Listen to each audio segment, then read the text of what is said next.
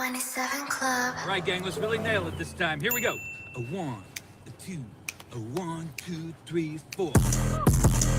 Been in this shit for some years, I ain't never left. Nigga try to save his life like he's scared of death.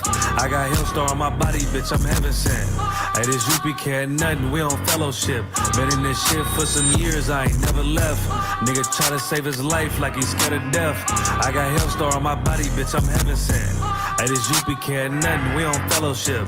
Florida Lee on my top, this a Saints hat. This the third can't be been in, he a J-Cat. Nigga tryna steal the sauce, yeah, I hate that. But I ain't make the rules, I can't change that. New bottle, new... Shalom, Lord Christ. We finna get ready to slaughter these bulls. It's been a long time coming. We've been 7 years at this thing, raising these cattle up, feeding hay, all that nonsense, right? But today is the day. Today is the day that we looking to complete this mission that we started 7 years ago. We ready? We finna test the whole system. We finna test it again? Let me know when everybody ready. Everybody ready? Everybody's ready. Go. Now, hey, y'all gonna have to take off with it, not pulling it like this. No, he's at the end running. I'm running.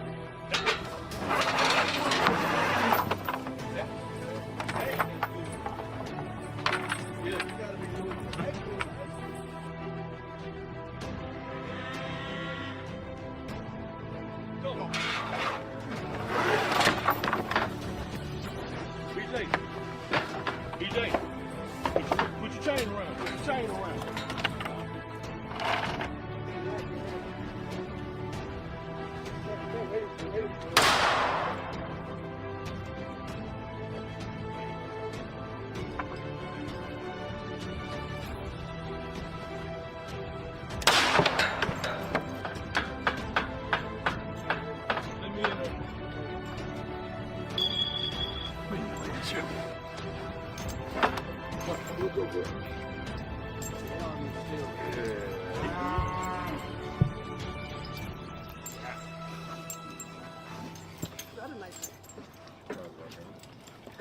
Told you I was gonna get you there.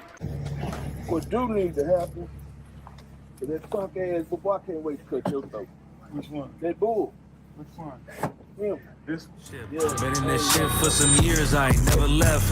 Nigga try to save his life like he's scared of death. I got Hellstar on my body, bitch, I'm heaven sent. Hey, this I.S.U.P.K ain't nothing, we on fellowship. Florida Lee on my top, this a Saints hat. This the third can't be been in, he a J-Cat. Nigga tryna steal the sauce, yeah, I hate that. But I ain't make the rules, I can't change that. New bottle, new wine, yeah, I can't crack. Look, flag on the play, they grabbing face masks. Niggas always saving hoes where your cape at. The only killer that you know without no face tag. Hell yeah, my bitch bad, Proverbs 31. Yeah, this is not a drill, I be 30'd up. Yeah, about to crack the sky, you better hurry up. It's all bad when you see us hang that jersey up. It's mad brick, I got the blick with my cover on. He a fed, he a op, got his cover blown. Look, I'm really outside without no scully on. It's one West, bitch, I'm on with my brothers on. He got ranked, then he left, he broke another oath. I got the plate, we about to take another zone. They was sleeping on the team, now they comatose. Left his brother out to dry, I guess he wanna fold. Put the oil. Definitely a lot of work. You know what I'm saying? You just got to slaughter it. He broke the penal code. Been in this shit for some years, I ain't never left. Nigga try to save his life like he's scared of death. I got Hellstar on my body, bitch, I'm heaven sent.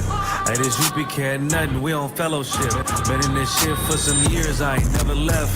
Nigga try to save his life like he's scared of death. I got Hellstar on my body, bitch, I'm heaven sent. Hey, this I.S.U.P.K ain't nothing, we on fellowship. Gotta watch these niggas, they be cointel. LeBron ain't never killed nobody, but I know he will. It's on me everywhere I go, yeah, that's the holy seal. My niggas itching when it's up, you better not touch a chair. Ooh, I'm with the extra, that's off the back. He ain't loyal to his brothers, how you follow that? She either working with her hands or she off her bag. Broke bitches, yeah, they better give me a heart attack. We hope you're enjoying the video. We know you're enjoying the food. Kawada for coming and representing with us. Shout out to Commander General YAHANNA, man, for making all this possible. Shalom.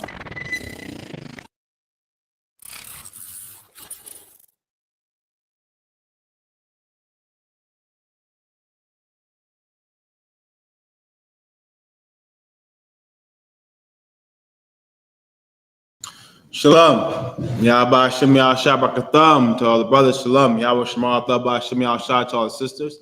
I am priest and officer Abada Yah of 1000. Holding it down until General Mahayaman gets here, or high ranking officer, of course. This is the Monday night scripture breakdown class. Please have all your questions ready in the chat for General Mahayaman so he can answer them according to the Bible. Baba Kashal, Tawada, Yasharala, Israel. Yes. We need to understand that we are we are the Israelite School of Universal Practical Knowledge, started at 1 West 125th Street, Harlem, New York, under Command and General YAHANNA. We teach that so-called blacks, Hispanics, and Native men, women, and children are God's chosen people according to the Bible. Israel, Yasharala, we need to understand that we are God's chosen people, that we are the people of the book, of the living Bible. These are our records. We are the main this book holds our records. We are the ancestors. Reincarnation is real. Like, we are the protagonists. Esau, the devil that the Bible speaks of, the oppressor. He's the antagonist. He is the villain of the story. We are meant to be the heroes. We are meant to serve Abba, our Father, in righteousness. He wants us to obey him. He gave us the keys to success. He gave us the play-by-play. Fear God and keep his commandments. That's all we must do in these last days of time. Our King showed us the way. When he was walking the earth, he was the light. He was the light of the world. The light of the world. And the light of men was in him. Like, he was and now we can let our light shine by keeping these laws, statutes, commandments as well. And then they can glorify the Most High power by seeing us walk as we supposed to walk in these last days and times. We're going to start with let's get Deuteronomy chapter 7 and verse 6, Baba Kushal. Deuteronomy chapter 7 and verse 6. Christ, our King, he was perfect. He is perfect. And we strive to do the same thing he did. There's no excuses. No excuses, no cowards. We're warriors for the Most High power. Warriors for the Most High God. The Most High is a man of war. We need to fight our flesh. Fight our lust, our strong desires. We gotta fight the demons, Satan, when they come into our ear. They try to get us to go against the Lord. That's their job. Their job is to get us to commit sin and ultimately get us up out of here with down below, 6 feet under. Come on. So, but we are meant to be. We're meant to have that breath of life. We're meant to live in these laws, statutes, and commandments. That's our protection. But you can read Deuteronomy chapter 7 and verse 6. Baba Kishal. It's the book of Deuteronomy chapter 7 verse 6. For thou art an holy people. So it says, "For thou art an holy people." We are a holy people. We are set apart. We're different. We're not the same as everybody else. We are unique. We are separate. The Lord separated us from all the other nations on the planet of the earth. We are for him and him alone. That should put something in our chest. Like we are meant to rule. We are meant to rule. We're meant to take and conquer. In righteousness, of course. Right now, we're building Christ's kingdom. Right now, we're fishing our brothers and sisters back into the truth of the Most High power. We need every able-bodied Israelite on this side, on the right-hand side, We need to work as one unit. Zephaniah 2:1. Gather yourselves together. Yea, gather together, O nation not desired. There's nothing out there outside the ISUPK. All that's waiting for us is death and destruction, despair, the wicked one, the oppressor and his cronies, the other nations. They're traps to us. Everything they do is a trap to us. It's designed for us to fail. But if we obey the Lord, we succeed beyond expectations. Beyond expectations. Go ahead, Thamiyat. Come unto the Lord thy God. The Lord thy God hath chosen thee to be a special people unto himself. The Lord thy God have chosen us. He could have chosen anyone, but he chose us. He chose us. He didn't choose the oppressor, the East Indian, the African, Ishmael, the Arab, Japheth, the Samoans. He didn't choose any of them. He chose us. The creator of heaven and earth chose the blacks, the Latinos, the First Nation man, woman. Yes, we are the special breed. We are the special ones. We're the ones that everyone looks up to, or supposed to be looking up to. We are the standard, especially in the I.S.U.P.K. We're the standard on the face of the earth. Whatever we do, whatever is done here, is going to be done. It will be done, and Christ's going to make sure it gets done when he returns. Right now, we have to hold the line. Hold the line, hold our seat, or prepare it as much as possible so we can maintain it. Maintain crisis, occupy until Christ returns. Go ahead, Mathamiah, read. Come. The Lord thy God hath chosen thee to be a special people unto himself.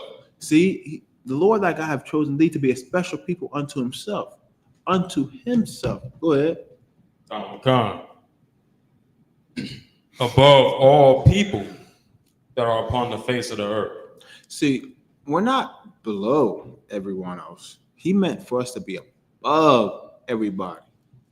It's just so happened that when we disobey the Lord, that we have to get punished by Abba, our Father, and he's going to chastise us. And one of the penalties is that we're going to be the tail and the oppressor is going to be the head. So that's why we are on the bottom of society in these last days of time. But we are meant to be above. Adam was above everyone. He was in the Garden of Eden.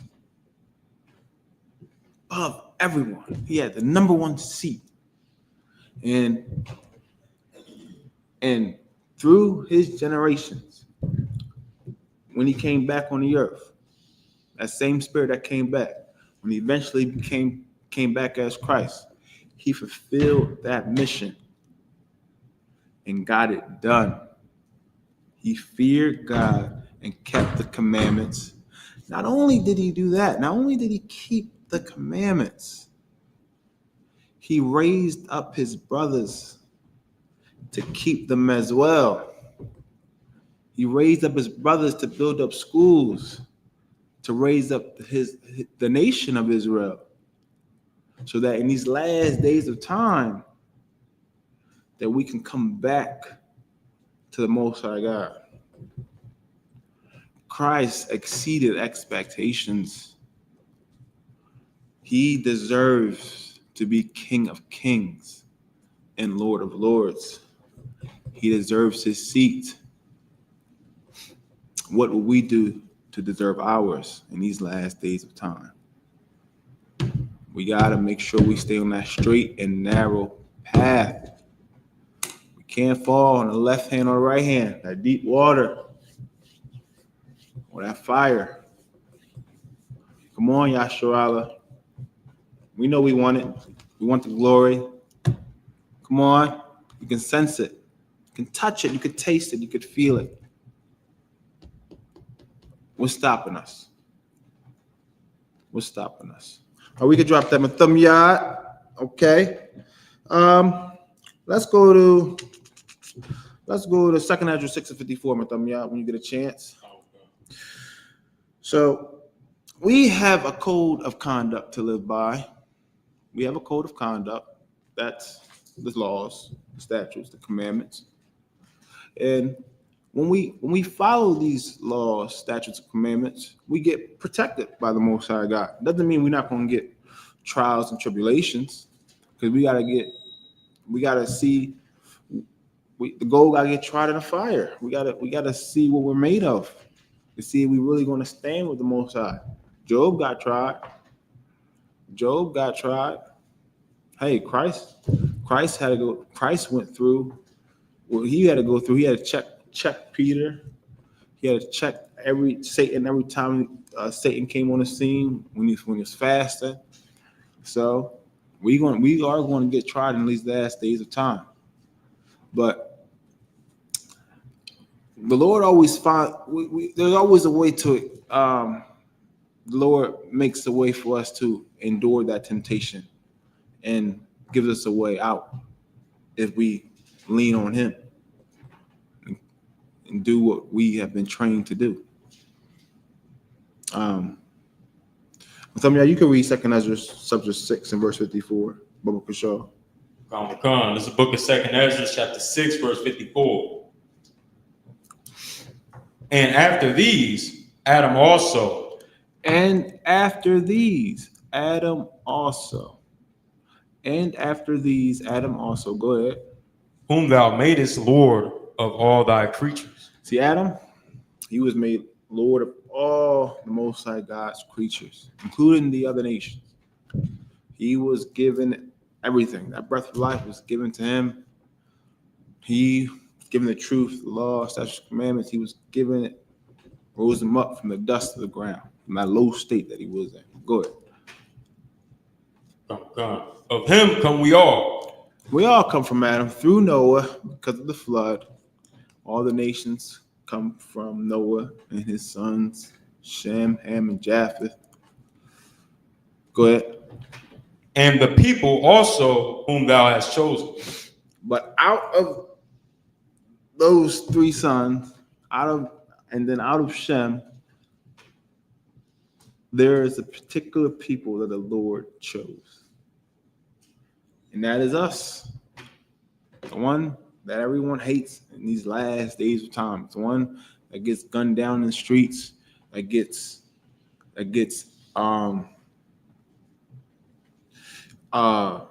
mishandled by ICE agents, the ones that are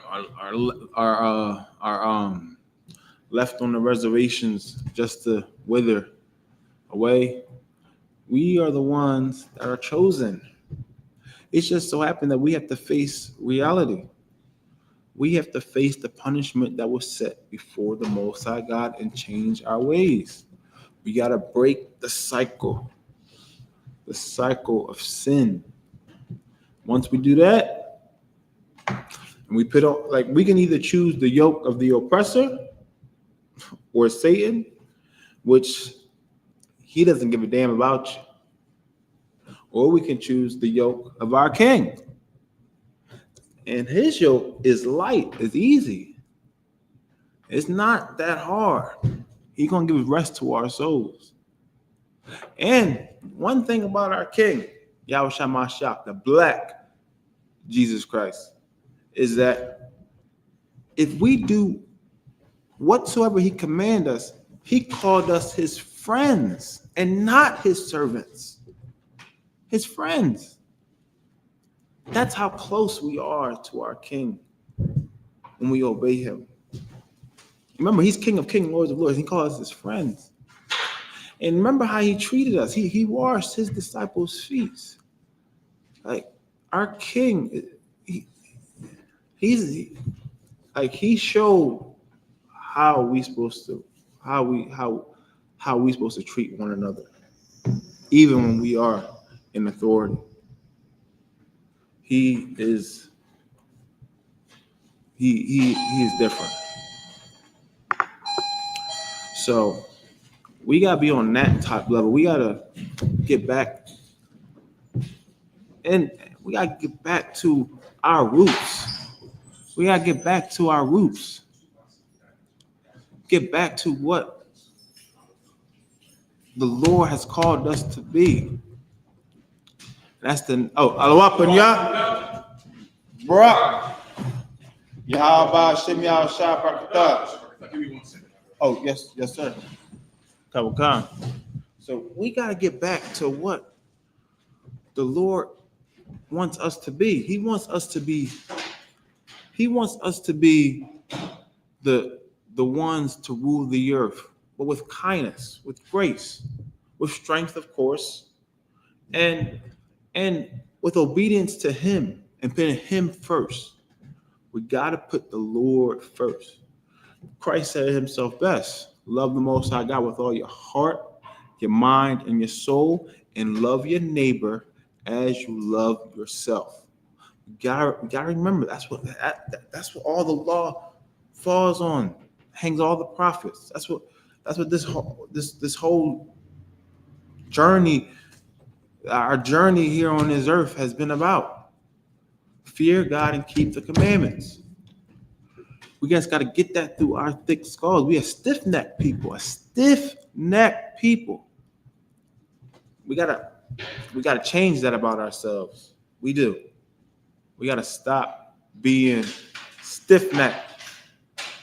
Come on now. We gotta humble ourselves. Take that pride away. You know? The Lord wants us to be obedient children to him. Focus. We got focus. Okay. And with that, I'm gonna pass the class over to General Mahayaman. No sign price. Get on. Sign price. See you in 2 seconds.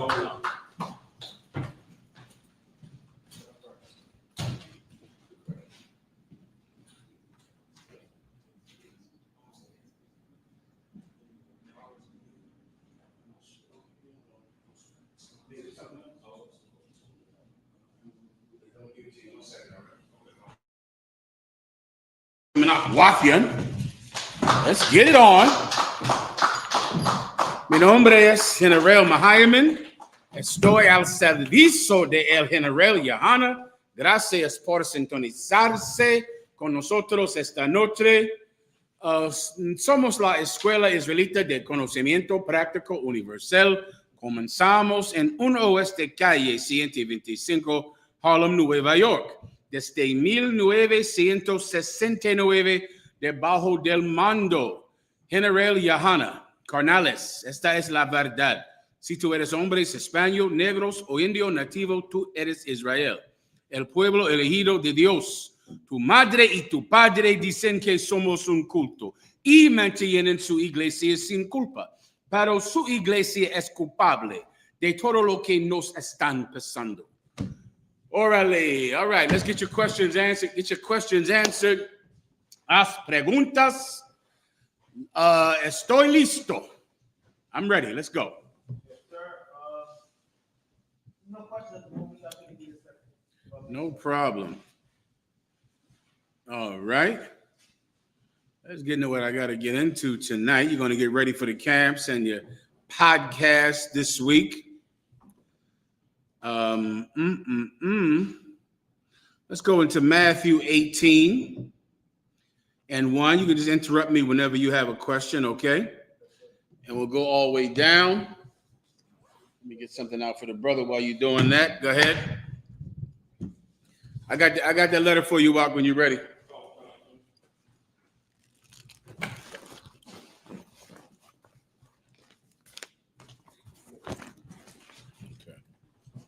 This is just something that goes with the regular. This is the letter you're looking for.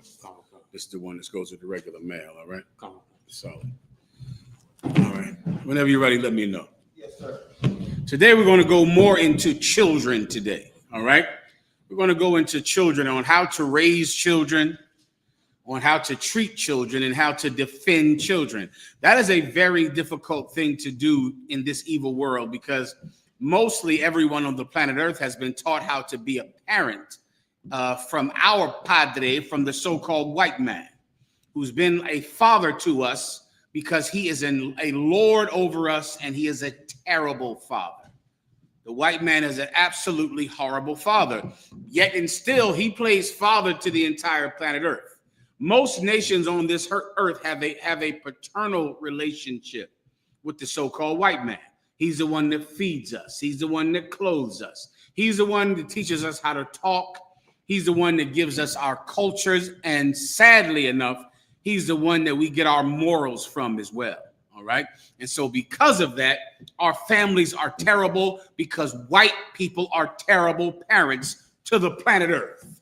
The Most High God rose up blacks and Hispanics to be good fathers, man, good mothers, to be the fathers and the mothers of every race on this planet Earth, so that we could be the ones that all other cultures look to for guidance, that all other people look to for morality, to be sustained and to be fed and clothed. They should look to us, because we be better parents than white people ever could be to all the nations of the planet Earth.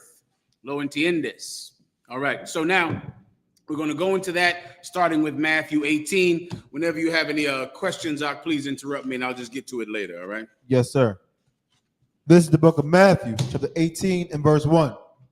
At the same time came the disciples unto Jesus, saying, who is the greatest in the kingdom of heaven? Mm-hmm. Now remember, the disciples were just like you and I, in that they had given up so much to follow Jesus Christ. They had left their families, they had left their businesses, they had left their wives and left their children. And now they were following Jesus Christ. And so now they want to know when the kingdom gets here, because that's why we're in this. That's why we're making these kinds of sacrifices. When the kingdom gets here, who will be the greatest in the kingdom? Because they had great ambition to rule the world, just like you and I should. Everyone understands. So they want to know who will be the greatest in the kingdom of heaven. Go ahead. Verse 2. And Jesus called a little child unto him. Now, as he's saying this, imagine a social gathering while the disciples and Jesus Christ are out teaching and out healing the people and eating with the people and meeting the people. There were children running all around, just like at a UPK barbecue, or like the UPK 57th annual Passover that's coming up in Houston, Texas. There were children running around and playing. And at that moment, he called a little child over there to him. Go ahead. And set him in the midst of them. And he took this child and put him right in the midst of the 12 disciples. Go ahead.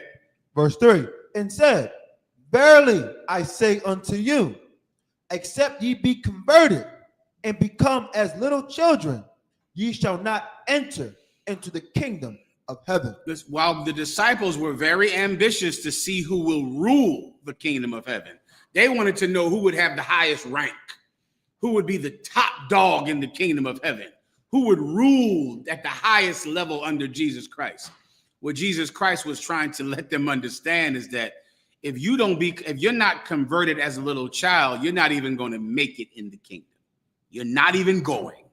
So no need for you to worry about who will be the greatest in the kingdom of heaven. You're not even going to the kingdom unless you're converted the way a little child is converted. Gracias. The way a little child is converted. So now what does it mean to be converted, right? Shout out to Cuomo All. I saw Cuomo, give Cuomo All a hand. Captain out of Northern California, 1 West. I saw him battling these fake Israelites, man. Oh, he was trying to educate these young brothers out. He was trying to do the best he could to save their lives. Because what no religion understands, including fake Israelites, is that we're not in this simply to have knowledge to teach people. We're not in this simply to lord our information that we've learned over other people.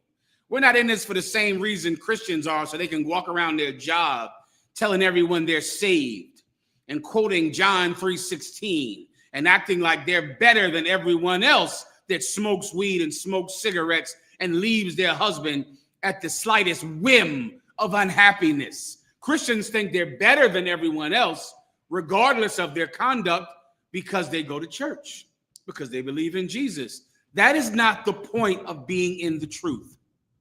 The point of being in the truth is to be changed. That's the point of all of this. This is not about learning something simply to be a smart aleck. This is not about learning something so you can tell all your friends that you know things on Instagram, so you can make videos, or you can go to your family reunions and be the one with the knowledge. The point of this is to be converted, is to change. And if you're not changed, then you're not even making the kingdom. You cannot commit sin, or else you're not in the truth, because you have not been converted. You're the same as you always were. You're going to have to change, just like a child. Why? Because a child does what he sees. He does what you do. That's what a child does. He does what you do. That's the gift of being young, right? There's no wall that a child has of being, stuck in his ways or her ways. You go to teach your child hello. A child doesn't say, well, no, I don't want to say hello. I want to say what's up. That's how I want to do things, because I've been saying what's up. So I don't want to learn hello. You go to teach your child how to walk. A child never says, nah, I'm going to walk in a whole different way because I've been walking in a different way my whole life. Your child was just born. So whatever you do, they're going to do it. They're going to follow you. And please believe it, to come into the truth, you're going to have to follow someone else. That's how it works, like a child. Like a child, sígame, porque yo lo sigo a él. You're going to have to do it. You're going to have to follow someone, because that is what a child would do. And because a child follows, a child can be taught. A child can learn how to walk and talk and stand and speak and do everything that daddy and mommy do. That's how you'll have to be. You're not going to be someone who is stuck in their ways, who has a certain way of doing things, and you cannot be broken out of those habits. Then you can't make the kingdom of heaven. You're going to have to give up pork, though you've been eating it your entire life. You're going to have to give up shrimp, crab, and lobster, prostitution, being a prostitute, drugs, alcoholism. You're going to have to give up these things, although your oppressor pushes these things on you, and your oppressor does these things, although your mother and your father do these things, although everyone in your neighborhood does these things. You must be converted. And if you're not even making the kingdom. So what's the point of even discussing who's the greatest in the kingdom? Keep going. Ye shall not enter into the kingdom of heaven. You shall not enter the kingdom of heaven. You can't sin and be in the truth. You can't. Because then you haven't changed. Then you're not converted. Everyone understands. Right? That's the gift of being a child. A child just does what you do. If you wonder why so many of you have terrible children, it's because of you. That's all. It's a simple thing. It's because of you. And where'd you get it from? You got it from our oppressor. That's where you got being a criminal from our oppressor, who's a criminal, who's a thief. The president is a felon. Every white man here is a felon. I see white men always walking around with some type of cap and sunglasses sitting on top of the cap. They're everywhere. And I looked it up and I said, why do so many white men wear a cap and sunglasses on the cap? Now, my Alexa said it was because of they're truckers. And I don't believe any of that garbage. Alexa said, well, because they work outside. BS. I believe white men wear, that's enough, Alexa. I believe white men do that so they can beat cameras and facial recognition software so that they can have a disguise. Because that baseball cap, no sunglasses, look like this white man is always ready to just put those sunglasses down with that cap and have on a disguise so he can commit some heinous act everywhere he goes up and down the road being a truck driver. We can't be criminals just because white people are criminals. Just because the president is a criminal, we're going to have to be better people. And you can't be just like your mother. And you can't be just like your father. And you can't be like your cousins and your uncles and the people in your neighborhood. You must be converted, or else you're not making the kingdom of heaven. To be converted, you would have to change the way you are, change the thing you grew up in, change the lifestyle you've lived before, or else you can't make the kingdom. That's what a child can do. A child can learn. A child can start over because a child has just begun. You have to be the same way. Go ahead. Yes, sir. Verse 4. Whosoever therefore shall humble himself as this little child, the same is greatest in the kingdom of heaven.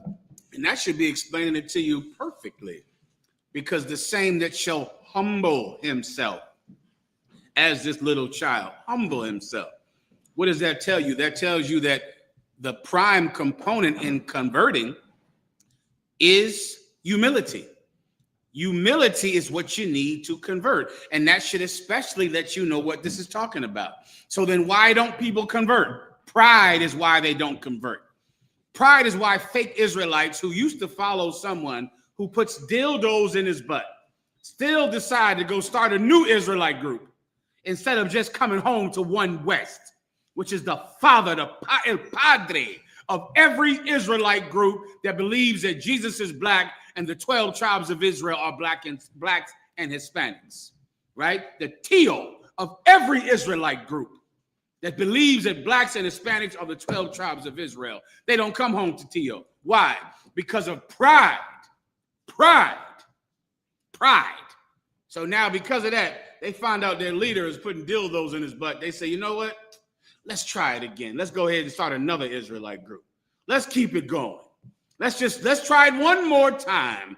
Also, we don't have to give Tio what he deserves.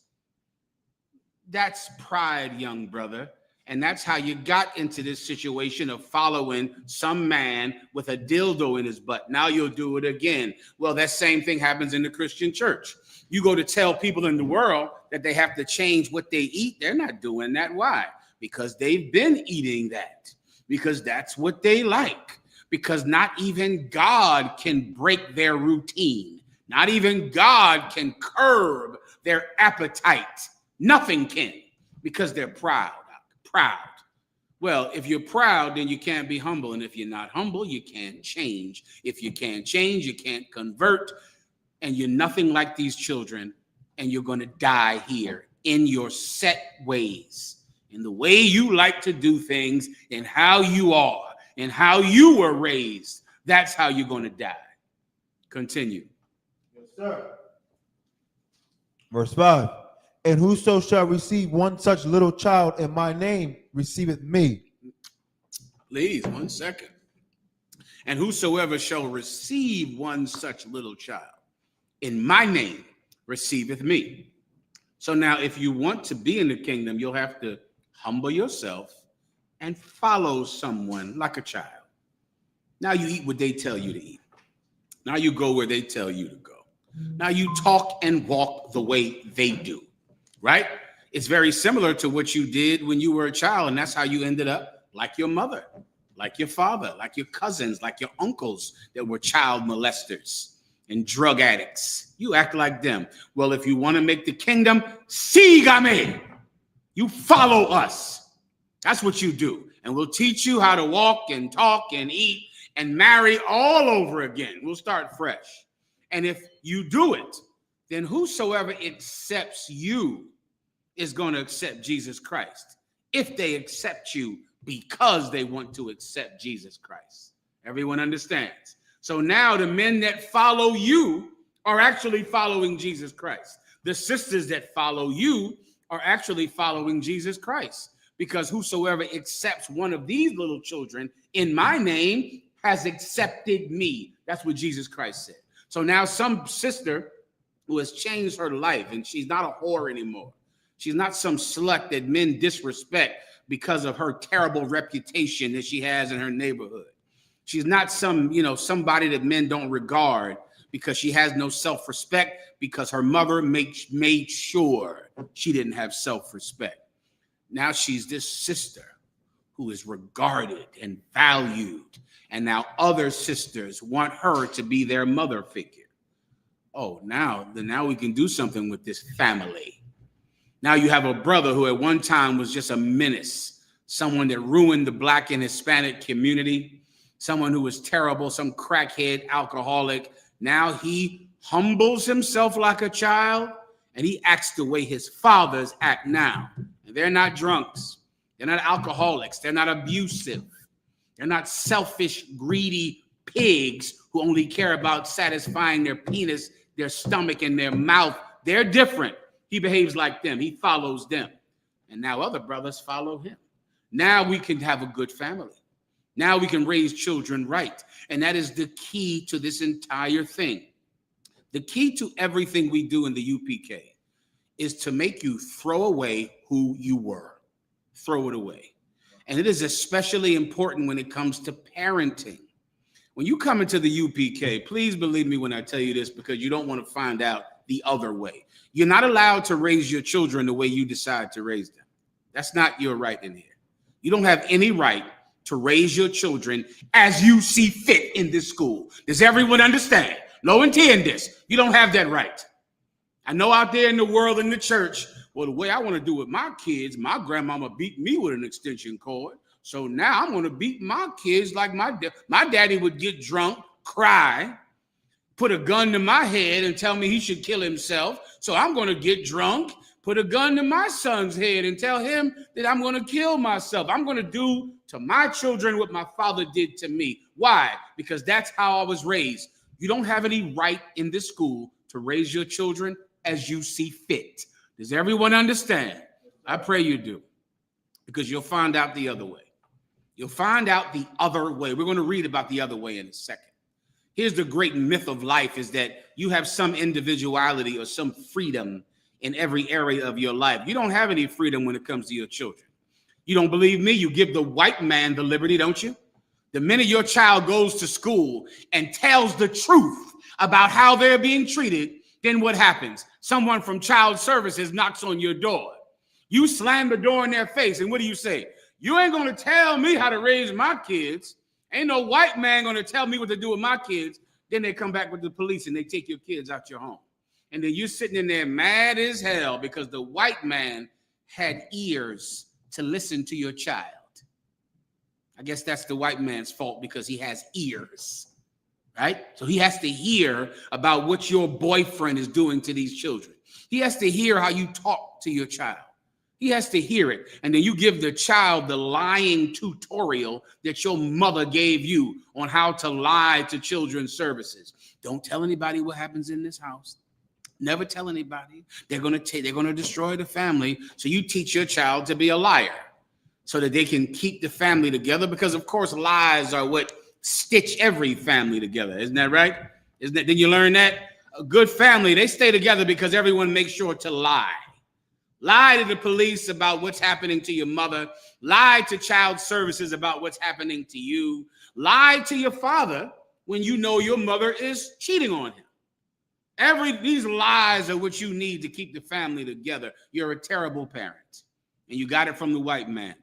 If the white man has the right to come into your home and take the children when they see you're unfit, please don't be shocked when we exercise the same liberty, because we absolutely will in here.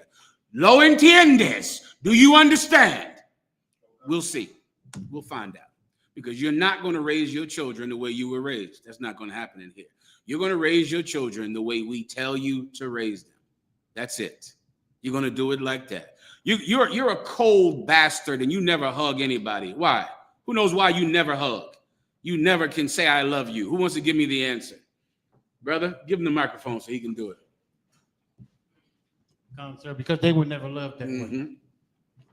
Give him a hand.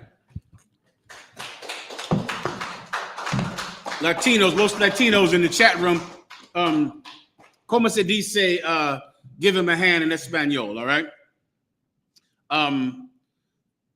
Yes, you never hug, you never kiss your children, you never tell them I love you, ever. Why?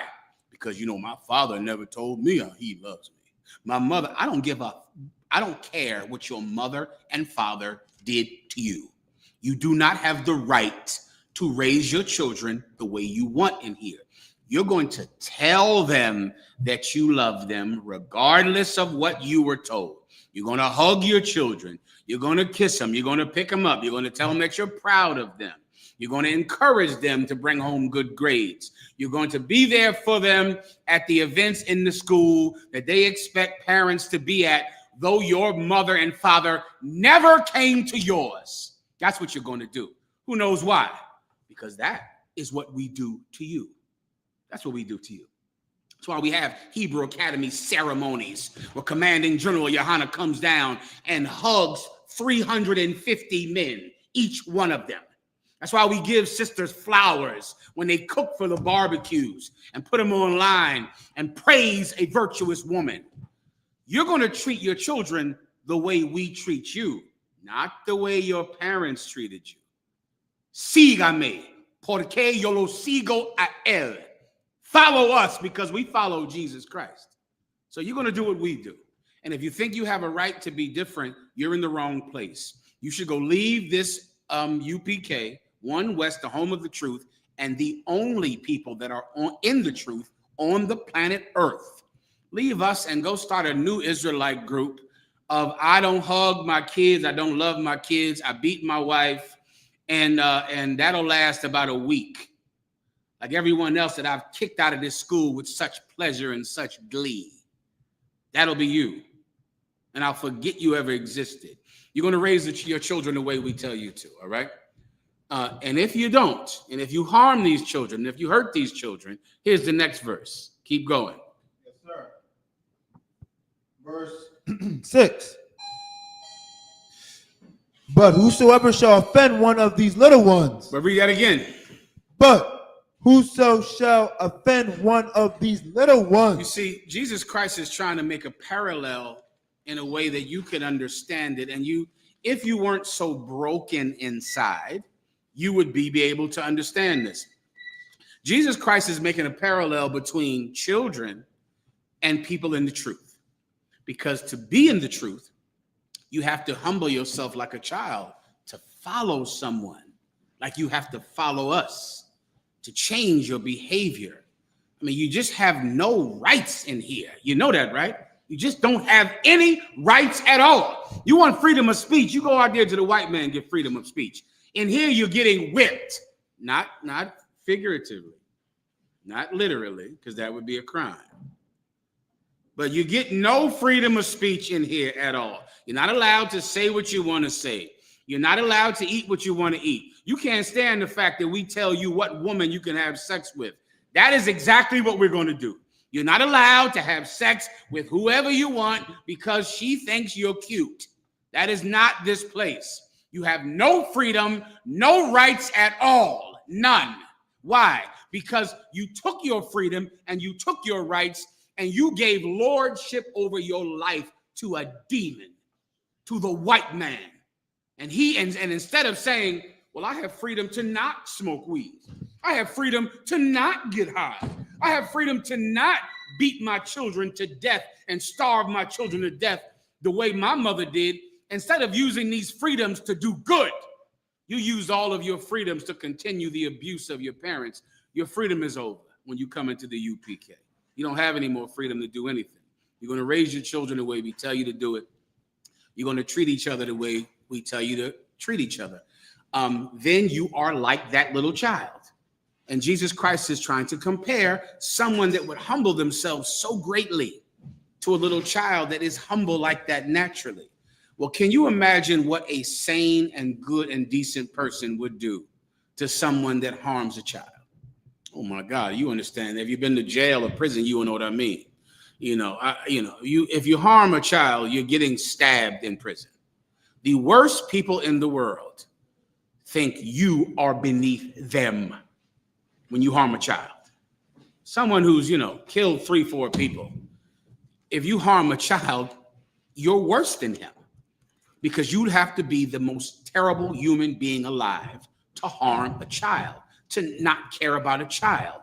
Well, Jesus Christ thinks like that about each and every one of you who humble yourself like a child and come into this school. You would hate someone that harms a child. You would want to harm them. You would be desperate and cry at night so you could get your hands around someone's neck who harmed a child. Now, I want you to think about that and then think about your mother and how much she harmed you. and think about your father and how much he harmed you. That is, it's what people do to children is just goes outside of natural affection, of just natural love. It was a heavy video. Kazak Ahmad out of DC. Give Kazak Ahmad a hand. Kazak Ahmad this week was telling me he was breaking this video down to me, right? Kazak Ahmad. And Kazak Ahmad was telling me about a video where some woman did a test and she called famous mega churches and she pretended to be a woman who needed a baby formula because of the government shutdown. So many people are in lack of food. And so she had a baby crying in the background. And this was a white woman. And she just called mega churches. She called Charlie Kirk's organization. And she said, listen, the government is shut down. The food bank that I usually go to, they don't have any food. I need some help. My baby needs formula. Do you know she was turned down by 36 mega churches? Told this woman no. Told her, we don't have anything. We're not giving you anything. These people have, $54 million. Some preacher came up on my phone. He said, listen, by midnight tonight, we need to raise $50,000 in a day, in one day. And he did it in one day. This white woman calls Charlie Kirk's organization, countless other mega churches, and they said no to her. And this is what Kazak Ahmad told me, which was just so heavy, which is the difference between so many people and the Israelite school of UPK. If a white woman called me and she told me, I do not have any food for my child, I need baby formula, I would have given that white woman formula. I would have done it.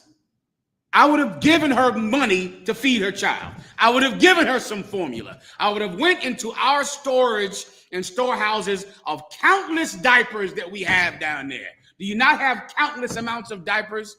We just brought in 3 boxes of diapers in here tonight, right in this classroom tonight. Give me 1 box of diapers, please. I just brought it in tonight. Countless boxes, he got one right next to him. Countless boxes of diapers, which we store in this school all the time, day in and day out, to get people diapers, to have diapers for kids.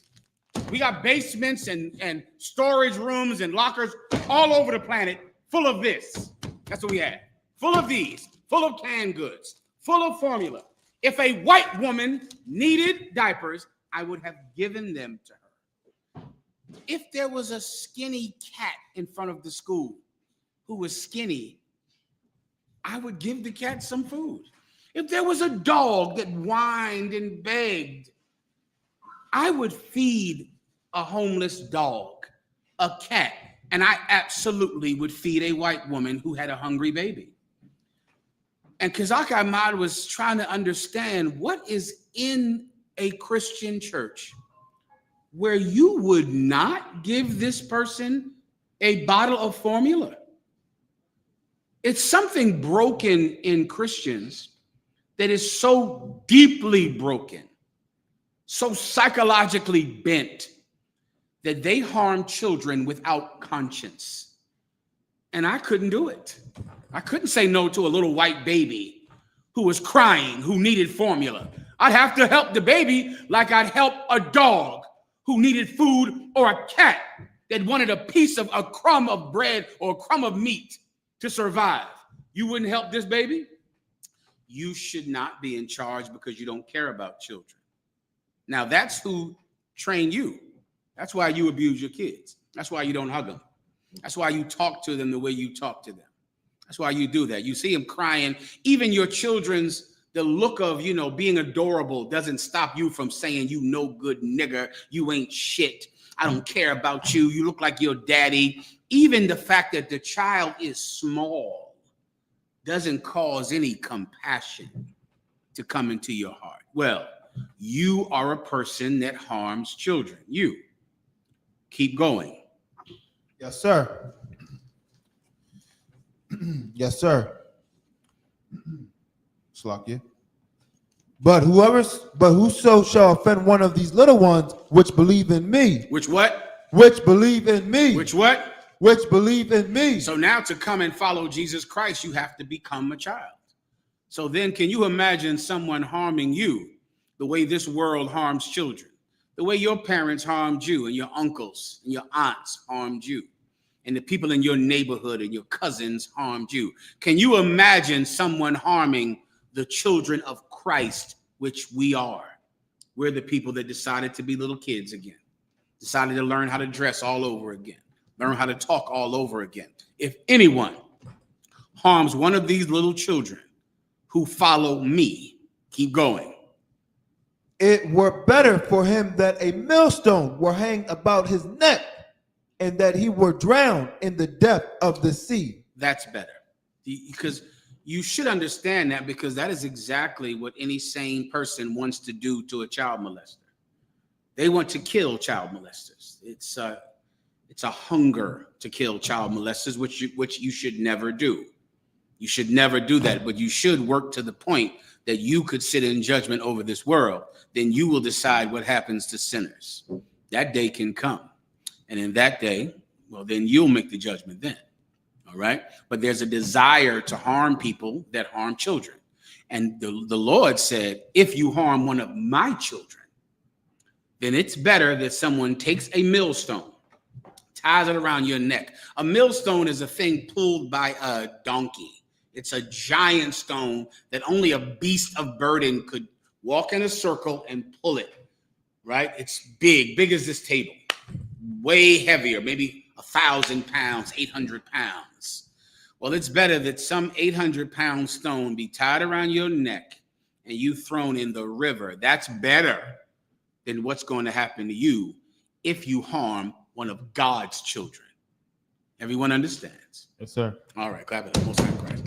Okay, so let's remember, you've been warned. Give me that in Spanish too. You've been warned, all right? Give me the other one I asked for in Espanol. What do you have? Yes, sir. From Ashkawar, del Apozo. Can I get a pen? If anyone has one, please. What's del what? Del un aplauso. You can spell it for me 1 second. Gracias. And this is which one I asked for? Say it one more time. One you asked about the applause. Oh, give him a hand. Applause. Okay, say it again. Del un aplauso. Del. Yes, D-A-L-E. D-A-L-E. D-A-L-E. Dal. U-N, space U-N. Un. Applauso, A-P-L-A-U-S-O. A-P-L-A-U. S-O. Del un applauso. Del un applauso. Please tell me if I'm mispronouncing that. I'm sure I am. All right. That means give him a hand or applaud. Okay. Good, sir. We have some questions. Please, I'm ready. Headquarters got a question, sir. They online as well. Give it up, headquarters. Good to see you, Akim.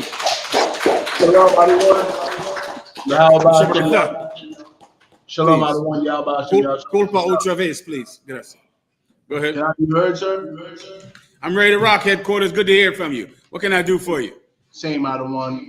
If I may, Baba Kashar, sir, on the subject of repenting and changing, how can the worst of our people, I'll use an example of a gang member from the tribe of Levi in Haiti, who've done terrible things for our oppressors. Terrible things, kidnapping, all the terrible things that I've shown you on the phone, sir. I can't even show online. Yeah. How can a member of a gang change their lives? If they put down the gun, they know that they're going to be arrested and unalived. How can if they put down the gun, they're going to be arrested and unalived? When the only option that they have, if they stop, is to be unalived.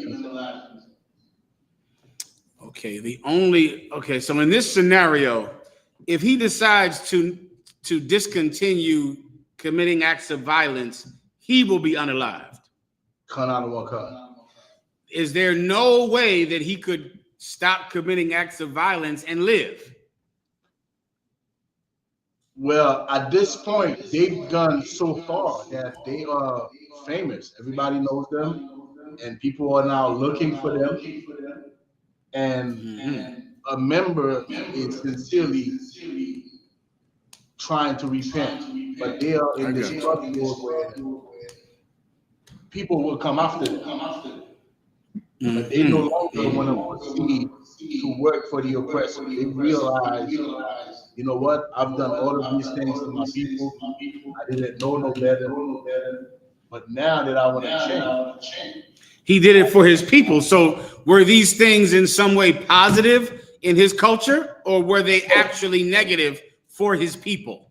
No, what I'm saying is that when he realized he's done all of those negative things to his people, that's what gives him the conscience to say, you know what, I have done all of these terrible things to my people for the oppressor. And now I'm going to stop. But how do I stop? Everybody knows me, and they will come for me to unalive. I got you. Okay, in Espanol, first I would say, esa no es la forma correcta de pensar. You tell me how to say that in a patois, in Creole. First of all, he's thinking the wrong way. How would you say that in Haitian Creole? Wap mal pensé. Wap mal, say again? Wap mal pensé. Say that last word. See. Okay, that's his first problem, Mark. He's thinking the wrong way. His thinking is incorrect, which is the origin usually of every terrible deed. The premise that he's built up in his mind is not correct. Here's the first problem. He is not the worst of his people. And that is a giant problem. You know what? If you're a gang member and you've unalived people and you grew up in absolute utter poverty, and in your poverty you joined a gang and you hurt some people that you believe were going to hurt you, and you've committed crimes, you think you're worse than the politician who is starving your community. You think you're worse than him. When that politician that starves the tribe of Levi, that starves the Haitian, that puts his own people in a position where for rice, they're going to have to become prostitutes. The prostitute considers herself the worst Haitian on the island because she sells her body. But the politician that is stealing the aid and the resources from the entire island, they're considered to be businessmen. They're considered to be politicians. A drug dealer, a gang banger, a murderer is not the worst of us. They're not. A prostitute, a whore, a drug addict, a drug dealer, you are not the worst. Not at all. And thinking like that is what makes it so hard to change. Because you think, I'm too far gone. I'm the worst. While that politician is going to steal every dollar that is supposed to be dispersed to the Haitian people, every penny. And he's going to buy jets and Rolls Royces, and he's going to vacation in Brittany, in France. He's going to vacation there, and no one will ever consider him to be a villain when he is the worst of us. You understand, Levi? Absolutely, sir.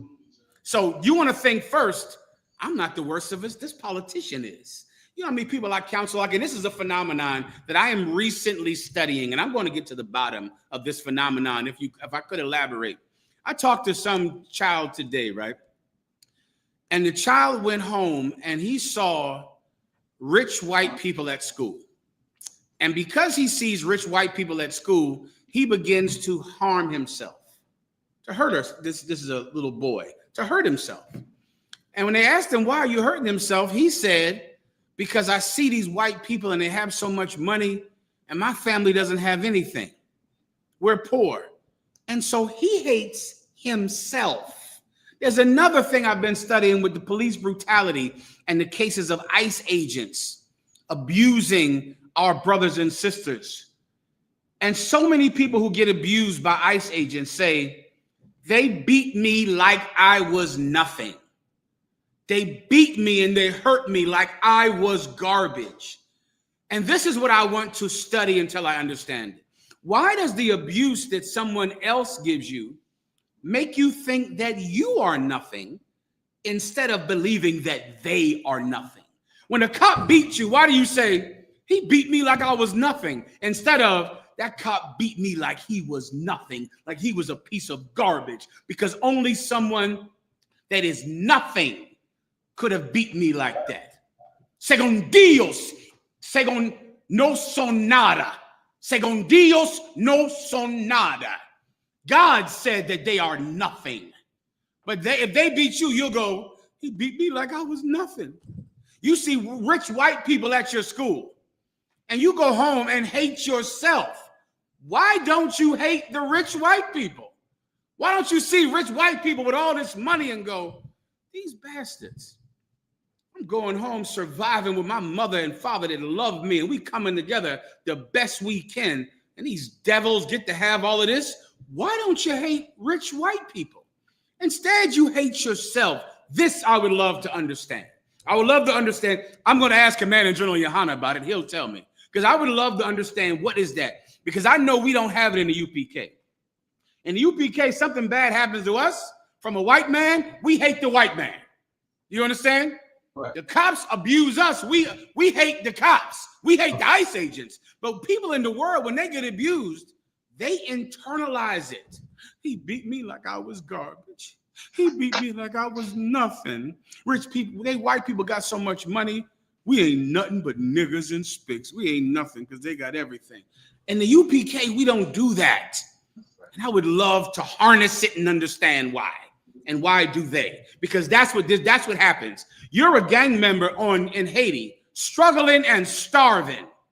And so then you join a gang to survive, to eat food. And you begin to say, I'm the worst. I'm the worst. Not the politicians, not the people that work with the Nigerians and work with America to make your island poor. No, they're not the worst, but I'm the worst. You're going to start with that out. He's not the worst. He is not unredeemable. He's not. And then after that, it's really just a matter of expanding your imagination to how you can escape this sin. Because once you unlock it, before you know it, you'll go, wait a minute, I could do this and do that. And if I did this and did that and do this, then I could stop hurting people. But it's like you have to unlock your imagination. And Levi, I know it's true, because even in a land like America with so many opportunities, Tribe of Judah, what have you heard said 1,000 times? I gotta sell drugs. I have to feed my daughter. I don't have a choice. Levi, the Tribe of Judah, the so-called Negro in America, think the exact same thing in America. In America, they think, how am I going to stop? There's no way to stop. I have to do this. I can, because if I don't, I can't leave that violent life. I can't stop selling drugs. I have to do it. Esa no es la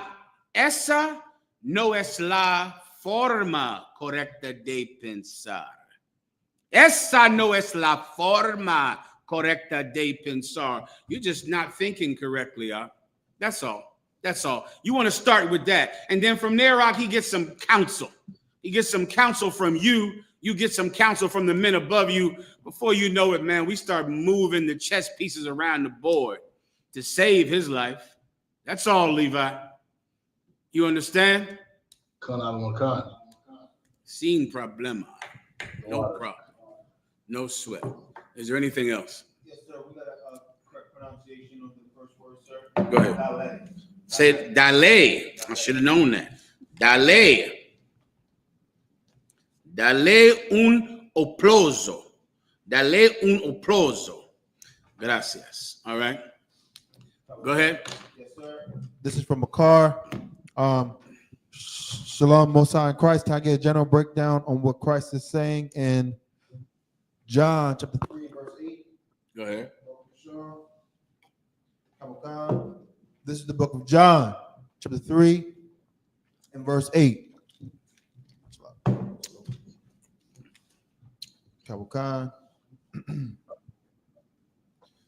The wind bloweth where it listeth, and thou hearest the sound thereof, Mm-hmm. but canst not tell where it cometh. Let me give you some context, brother. This is Jesus Christ trying to explain being born again to a people that are not spiritual.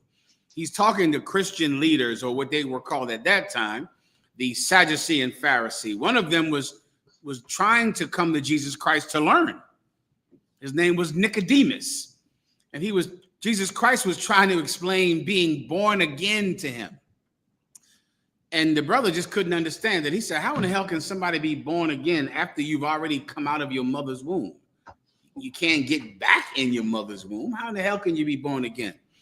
He was a religious leader, so that means his whole life was just what he could eat and take. So he could not understand language that was spiritual, that was descriptive but not literal, but describing the process spiritually. Jesus Christ called it being born again because to do it, you must be a little child. You're going to have to do it like that. You'll have to start over. So Jesus Christ called it being born again. You ever wonder why they call us a cult, which we relish in and like and make t-shirts about it and call ourselves a cult leader? They call us a cult because our change is so extreme that we don't act like other people act. When you could join 1,000 denominations of Christians, they all celebrate Christmas. I saw the weak-ass Democrats went and caved into the Republicans and went and signed some bill so that they could end the government shutdown because the airports are crowded. Let them be crowded. Let them cancel Christmas. Now no one can get on a plane and go see their grandmother. So what? Who gives a damn? The pumpkins are 25 cents. You had to open up the government. There's pumpkins that are 25 cents. Levi, I know you got some pumpkin recipes. Levites eat a ton of that pumpkin. And the West Indians eat that pumpkin. I've been thinking about these oxtails and pumpkins and jack-o'-lantern I made all day. I made them, and I cannot wait to get out of Command and General YAHANNA's show. It's been on my mind. Well, I'm just planning on eating this jack-o'-lantern and oxtail stew that I made last night. And brother, when I get out of here, I've eaten nothing, so I could just have that jack-o'-lantern and oxtail stew. You had to open up the government. You couldn't have stuck to it for a few minutes more. You all act the same. None of you have any courage at all. So they think we're strange because we don't do what everyone does. Well, that's the point, right? We're not supposed to do what everyone does. You got to be born again. You have to start over. You got to be completely different to everyone else. While no Christian religion is different, no Muslim sect is different. All of them eat pork, including the Muslims. You're from Philly, so you know what I'm talking about. All of them sell drugs, including the Muslims and Christians. All of them celebrate Christmas, including the Muslims. All of them do it. But we're in a cult because we're different. That's it. Why? Because we are born again. We've started over. We're little children. We're born again. Well, Jesus Christ is trying to explain this to this religious man, and he doesn't get it. So then Jesus Christ begins to explain why he doesn't get it. And that's what we're reading right now. Okay, read it. Now start from the top. Okay. This is the book of John, 3 and verse 8. The wind bloweth where it listeth. The wind blows where it listeth. The word listeth means wherever it goes. The wind blows. Which way is the wind going to blow? I don't know, but I feel it. Do you understand? I don't know. I can't decide. I can't say, well, the wind is about to blow east. The wind is about to blow west. I don't know which way the wind is blowing, but I will know it when it hits my skin. I'll know it when I feel it. The wind bloweth where it wants to blow. Do you understand? Keep going.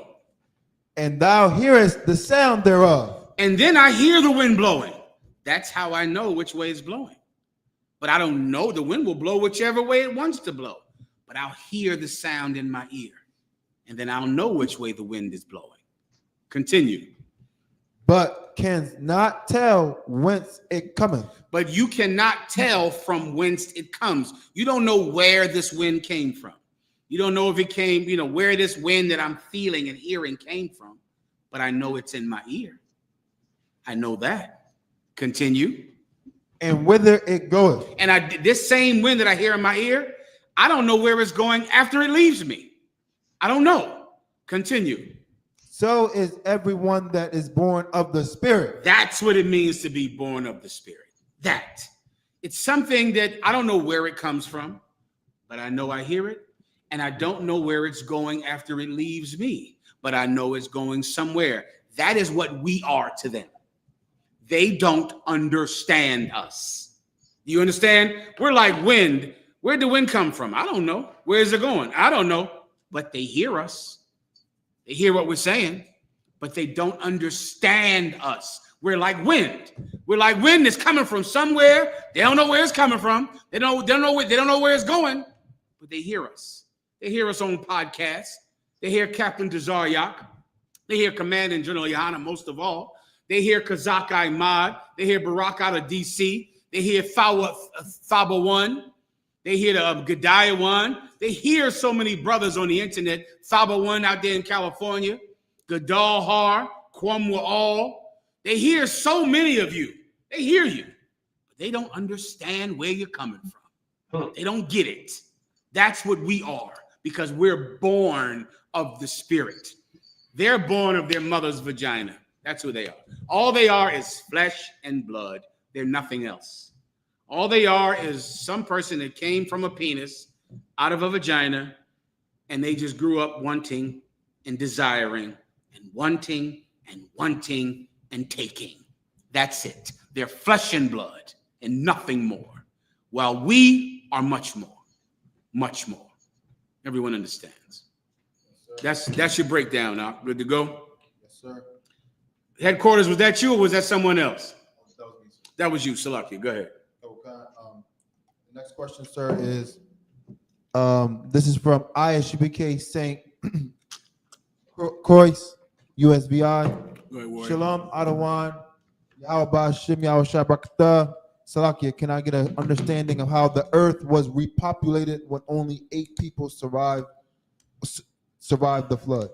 No problem, Mark. With a lot of sex. Have you heard of that? You can do plenty of that. I'll tell you about that one day. You can do a ton of it. A nation of it. Ask your grandma how many kids one woman would have back in the day. Who wants to give me a number they've heard? Sister, the microphone.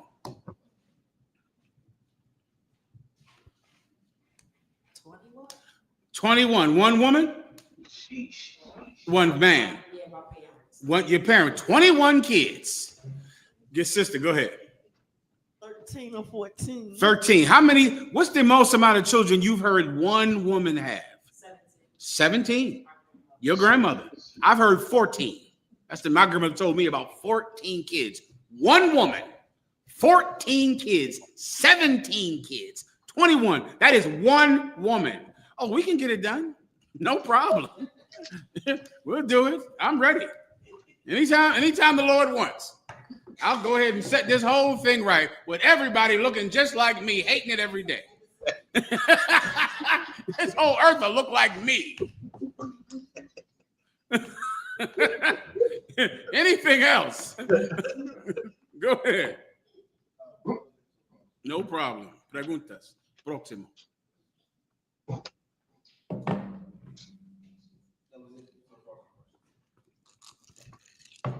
Solid, no problem. What else did I have to do? Hold on. Stand by. If you have any questions, just tell the brother. 1 second. Hold on. Let me read this real fast. Stand by. Stand by.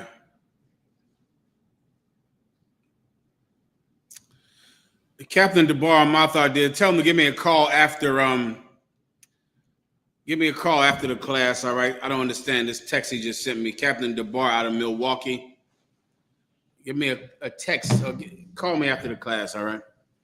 If it's not an emergency, call me after class. All right. Where are we at now?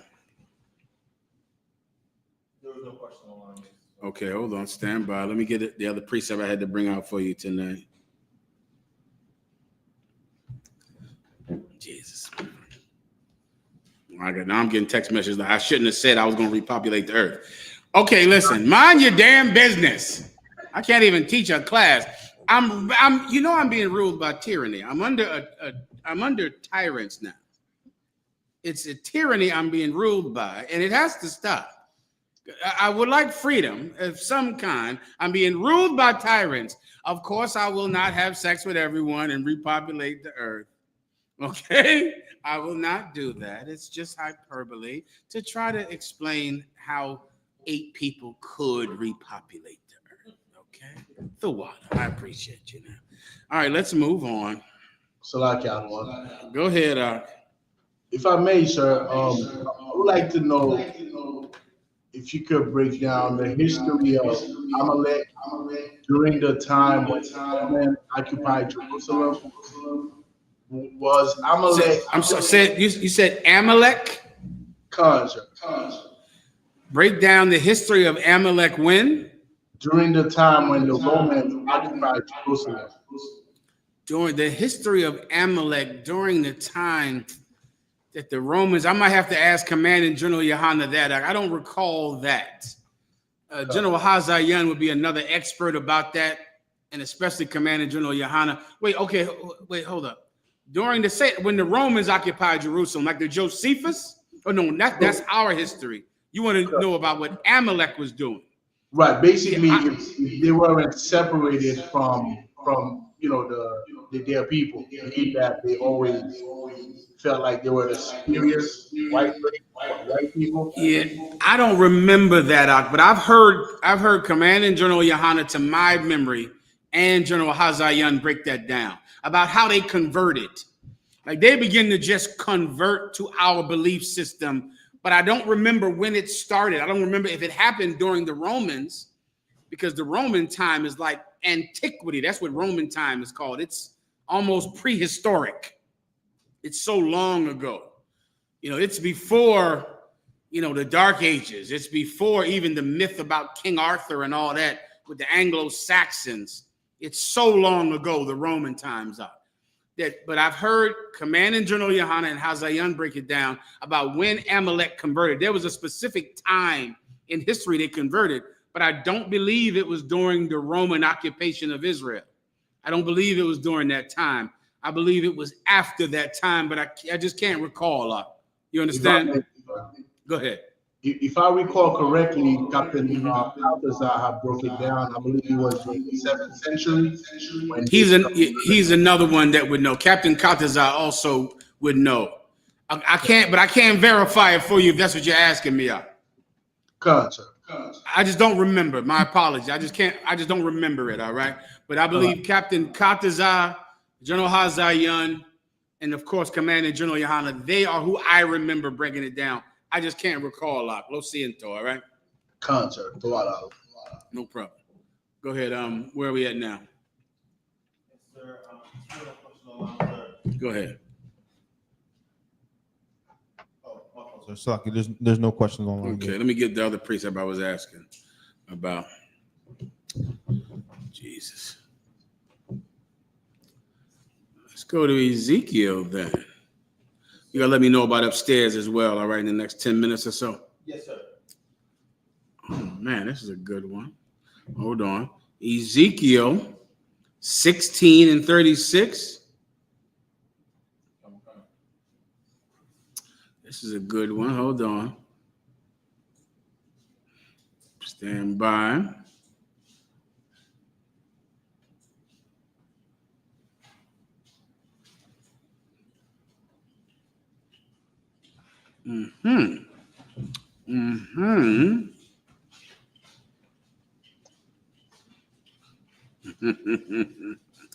All right, this is all good, but I'm going to skip down to Ezekiel 16 and 36. Yes, sir.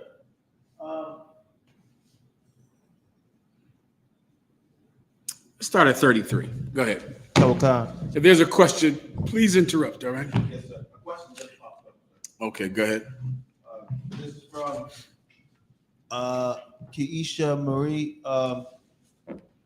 Salaki, sir, is it possible in Genesis chapter 9 and verse 18 when Ham walks into the tent and sees his father's nakedness, is it possible the nakedness he's speaking of is his wife, like as in Leviticus chapter 18, verse 22, as speaking the nakedness? No, that's not possible, because they went into the tent and it says that he went in, that Shem and Japheth walked in backwards with a blanket to cover their father.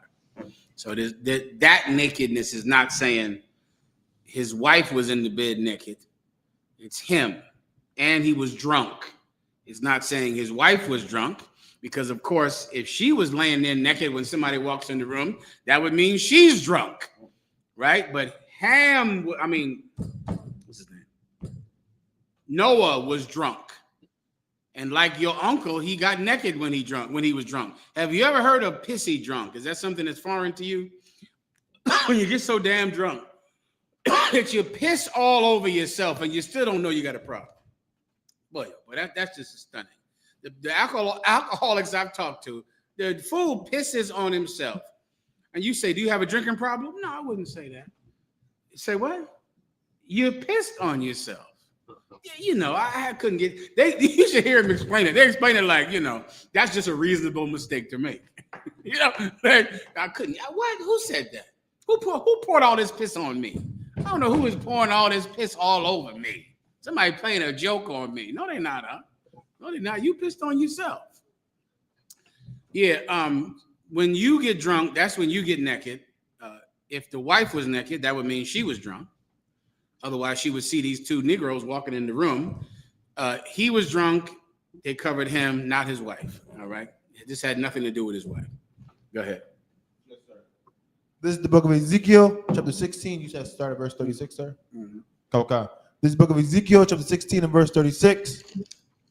Thus saith the Lord God, because thy filthiness was poured out. Let's start at 30. I think 33. I changed my mind. Oh, 33. Okay. Go ahead. Verse 33. They give gifts to all whores, but thou givest thy gifts to all thy lovers. This is the strange thing about the nation of Israel, blacks and Hispanics. A whore gets paid. Right. But instead of paying the whore is paying you. It's just a strange thing. Read it one more time. They give gifts to all whores. So that's what you got to pay a whore to have sex with her. That's the gift, right? Keep going. But thou givest thy gifts to all thy lovers. But you give gifts to all your lovers. So you got these people who you love, and you're paying them because you love them. But they give gifts to all whores. You give gifts to all of these lovers that you love so much. Who are the people you love? The Democrats, the Republicans, the Baptists, the Episcopalians, the African Methodists, the Holy Ghost Church. What's the big one everybody goes to now? I think it's that Holiness Church. I don't know which one everybody. It used to be the African Methodists. That was back in the 60s. I think they fell off. Whatever the church is that dances like a goddamn Soul Train show, that's the one that everybody loves now. Even that Geno Jennings, he's a big dancer. Have you seen him? Woo, boy, he cuts the rug in that church up. Geno Jennings. Whatever the church is that does all the dancing, that's the one that blacks and Latino Protestants have decided to gravitate into. The gay preachers, you love those. You love any church with a gay choir and a gay preacher. Well, you're paying them. You're paying them. You're paying these reverends. You're paying the so-called white man.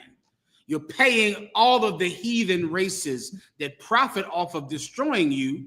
You're paying them. Everyone understands. Go ahead. And hires them. And you hire them. Keep going.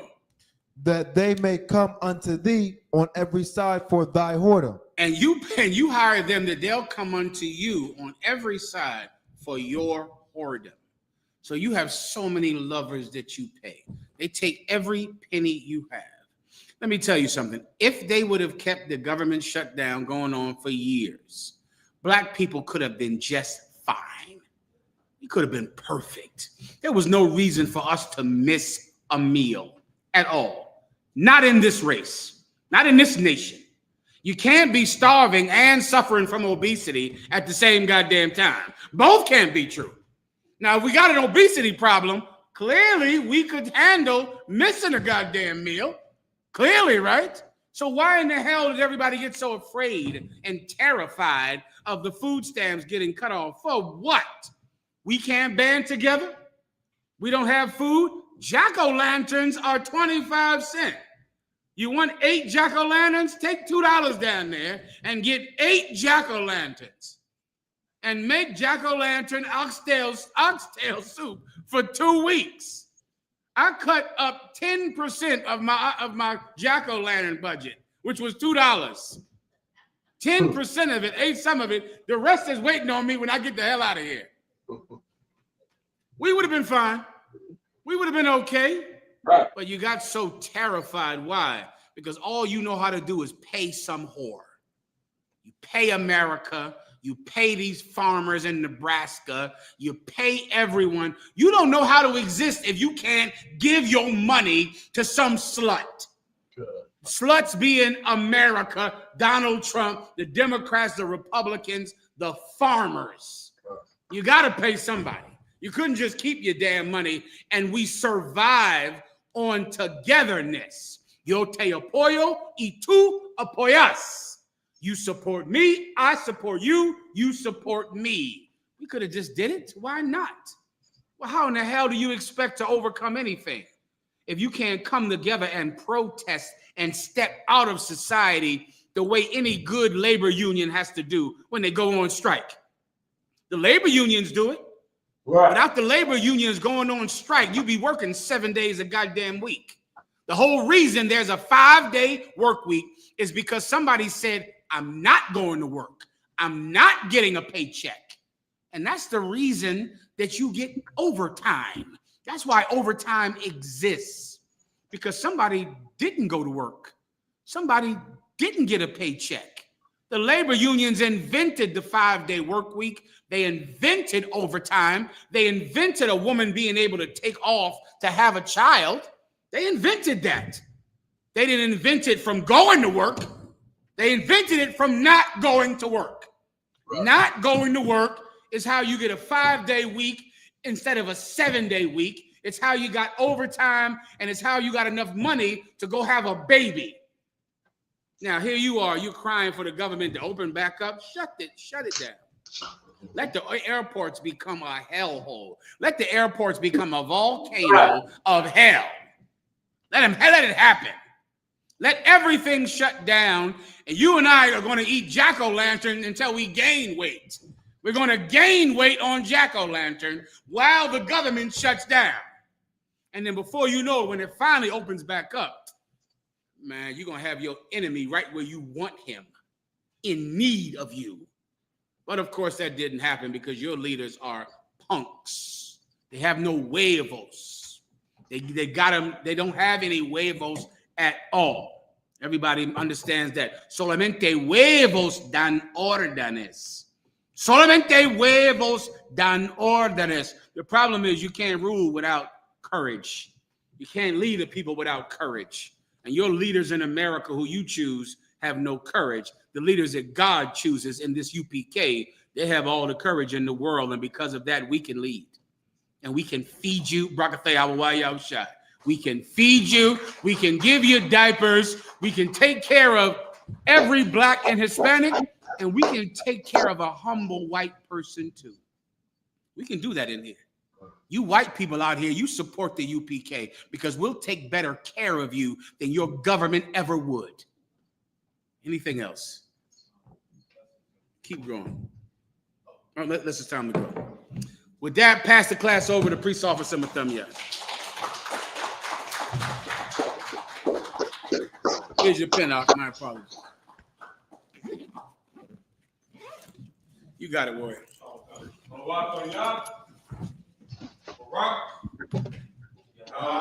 How about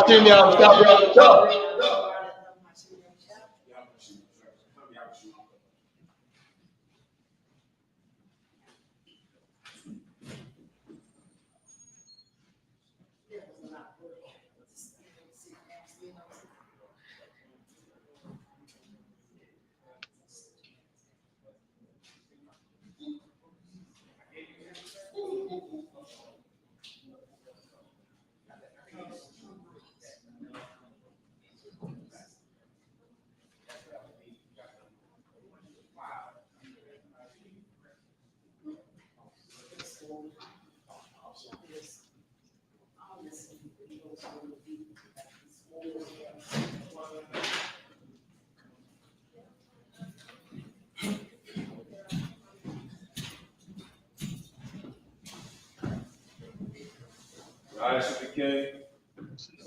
I.S.U.P.K. security announcements. But I.S.U.P.K. started 1 West 125th Street, Harlem, New York, under command of YAHANNA, group for new brother and sister.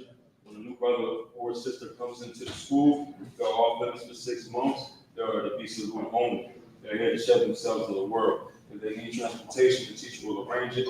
After 6 months, if a brother or sister has an interest in a particular person, he or she must get permission from the head to speak to a brother or sister. There's another 6 months in which the brother and sister will court each other. After this 6 month, after this 6 month period, the brother and sister will get permission from the head to marry. Ties, which is a commandment, you find in Numbers 18:21, Malachi chapter 3, verses 8 through 10. It means a tenth in the Hebrew, 10% of every penny of any income the Lord gives you. Give to the treasury department. Priest fund, free will offering for priests, not mandatory. Whatsoever amount of life, upcoming holy convocations is the Feast of Dedication, and it's the 25th day of the 9th month, by the space of 8 days. It lands on a Sunday, the 14th of December. All right, and you can find this in Maccabees, First Maccabees, chapter 4, verses 52 through 61. Remind occupant Aquathi to check the bulletin board in the hallway. If any brother wants to be a trooper in the school to start wearing all black, blue shirt, pants, headband, scarf, with that man of Israelite module, which means to stand. The young brother, it's like we're gonna stand up, we're gonna get to school. All right, man of Israel, I'm out Shabbat. I'm out. Barak, Yahweh, now the Matah, Sar, sisters Imaz, which means to stand. We're gonna give the sister a courtesy salute. All right. Men of Israel, I'm out Shabbat. I'm out. Barak, Yahweh Shamar, now the Matah, class is finished.